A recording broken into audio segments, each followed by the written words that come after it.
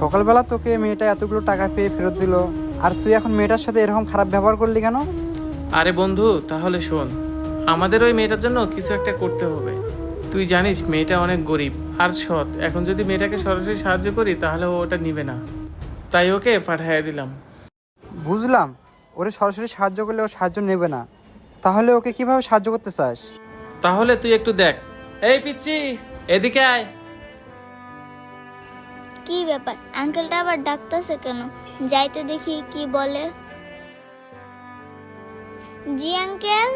শোন, তোকে আমরা পানি খাওয়াইতে পারি, তবে আমাদের একটা শর্ত আছে। এখন আবার কি শর্ত দিবে? আচ্ছা শুনি তো দেখি। আঙ্কেল কি শর্ত? শর্ত এটাই, ওই পাশে আমাদের একটা রেস্টুরেন্ট আছে। ওই রেস্টুরেন্টে প্রতিদিন 50 থেকে 60 বোতল পানি লাগে।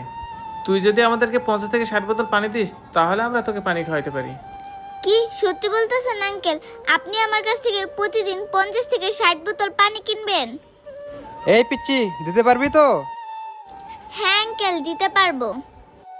আচ্ছা ঠিক আছে, তাহলে এই নাও পানি খাও।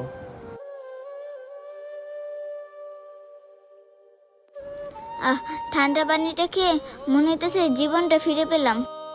আঙ্কেল এই নেন আপনার বোতলটা। আর শোনো, এইখানে 5,000 টাকা আছে, এটা তোমাকে অ্যাডভান্স দিলাম। তুমি তাহলে সময় মতো পানি নিয়ে এসো।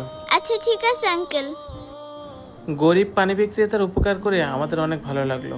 আপনাদের কেমন লাগলো কমেন্টস করে জানাবেন, আর বেশি বেশি করে শেয়ার করে দেবেন। ধন্যবাদ।